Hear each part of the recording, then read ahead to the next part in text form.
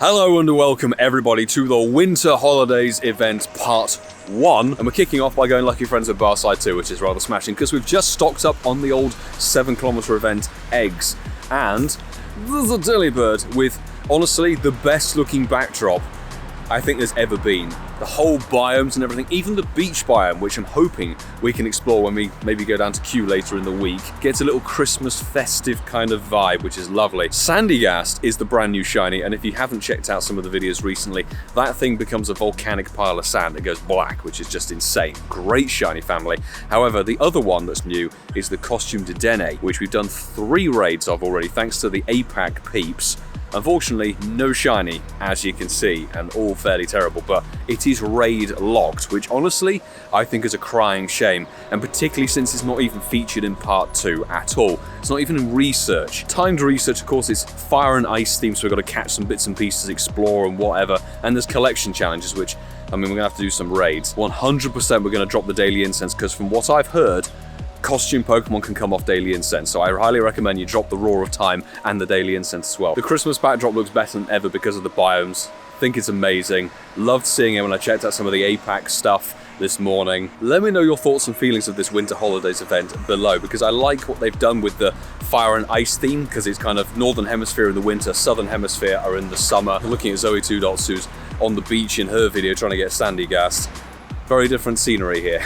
What I really don't like, actually, it's a little bit of a negative thing, is not only the raid costume lock for Dedenne and the not being featured in part 2, but there doesn't seem to be much of a sync between part 1 and 2 like there was for the Halloween event this year or the Holidays event parts 1 and 2 of 2023. There's a disjointedness to it, which I really don't vibe with, to be honest, because Setoddle gets locked into raids for part 2, and then we get costume Wooloo in the wild.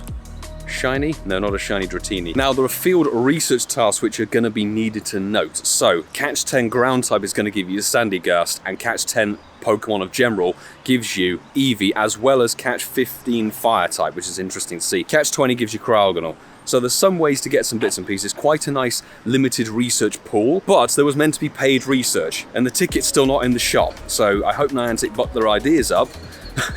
Muy rapido. Because it's like, come on, the event has begun in more than 50% of the world's time zones. Our first Eevee check isn't a shiny as suspected. We've got our first 3 research checks. Let's go for the Sandygast first that isn't shiny. I'm not sure of the 100% off of this one. However, I do need to correct myself from earlier.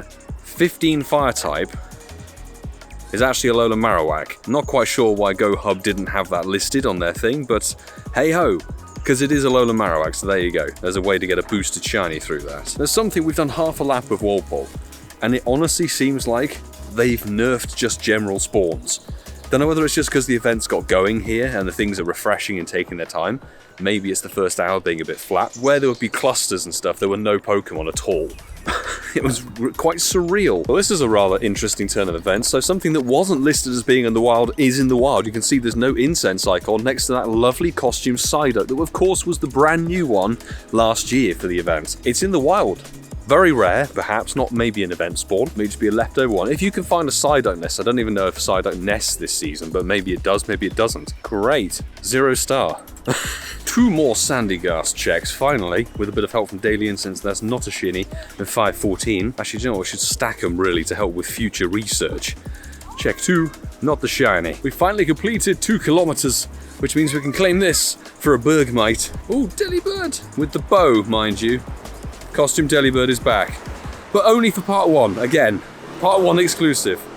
Strange, and that's a Sandygast, that's terrible. Love that. There we go, claim 1,000 dust and 1,000 XP. And now, does this lead into the splits research? There we go, so Spark apparently is ice type focused, and Sierra gives you fire and ground. I'd rather go for the Sandygast, to be honest, so hello there, Sierra. 10 fire type catches, 5 snapshots, and 5 research tasks. The first batch of eggs got going before I was even ready.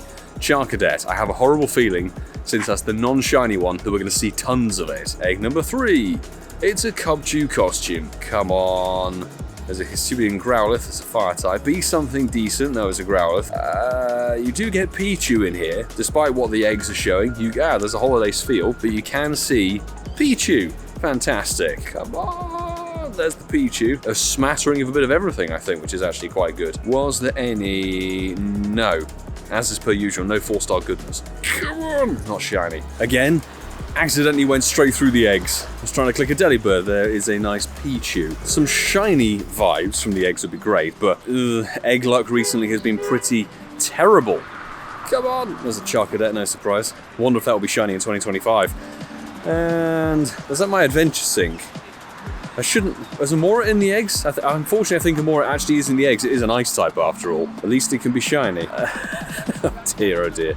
These eggs very well might not stick with me for the rest of the event. Was anything good in there? No. However, we do have 3 Sandygasts. One's glitched. Come on. Not shiny. Check 2 is not shiny. And the 3rd is not shiny. Ooh, 495, ouch. But stage 2 of the research give me 2000 XP and the Shadow Vulpix. I was going to say Alolan. It's not Shadow Alolan Vulpix, you get the standard Alolan Vulpix from Spark. Is this a decent Shadow Vulpix? No, not even for research. Cash 25, power up, and oh, really? I've already collected my energy from 3 power spots, that might be a problem. Anyway, there is a Sandygast raid down the road. The only level 1 raid at all, so we're gonna go and do it. So, we're waltzing along, trying our daily incense, you know, will we get anything off of it? And I get a ping from the Italian. It says, new city safaris have just been announced. Like, okay. And we look in here, Pokemon GO Live very quietly at noon just posted this, Milan. There were rumors of Milan for 2024 and it never happened. But March the 29th and the 30th, City Safari Milan in Italy is happening with $10 ticket, or €10 ticket should I say. Eevee with the Safari Explorer hat is back. And it appears that Skidoo has been swapped out for Mudbray. So the city safaris and safari zones for 2025 have a new Pokemon, which makes me think, folks, that Skidoo is going to get a worldwide release. The Mudbray, brand new shiny, is going to be in there, as well as a smattering of other interesting ones like Corsola and some cool unknowns. But there you go, and there's obviously eggs, and there's field research, bonuses, etc. So we won't dive too much into that, but there's Milan. There is Santiago, Chile, which I think is insane. That's really cool. Chilean community is huge. And Singapore and Mumbai, India. India are getting a city safari, which is really interesting. All the same weekend. Let me know your thoughts and feelings in the comments below. I managed to catch the eggs before they hatch. So, 3rd batch of the holiday event is going to probably be full of rubbish. But it's okay. If you expect to get minimal stuff, there's a lovely Spheal. Expect to get minimal stuff, you shan't be let down, perhaps. I mean, Amora isn't fantastic, but hey, plenty of shiny potential in there. Hopefully, if you need stuff, you can get it. Charcadet, no Pichu, and Spheal. Okay, was that a batch full of no hundos? Oh, a Goku bad Spheal, of course, and a tiny Pichu with the costume. 3 more Sandygast checks. 1 is not shiny. Check 2 is not a shiny. And the final one is going to be 500 CP on the nose. Something cool popped off Daily Incense is a random 100% Vanillite. I was just about to record the outro for the video, and then Kerry finally pops through with an invite for Dedenne costume. As you can see, I think it looks amazing. It's a really, really nice costume. It's just such a crying shame that it can't be found through field research, or it's not even part of the paid ticket, I think, so that's a shame. But we had a squad of 5 in there: Sue, Jerry, Francesco, Kerry, and myself. Will it be Chocolate Mouse?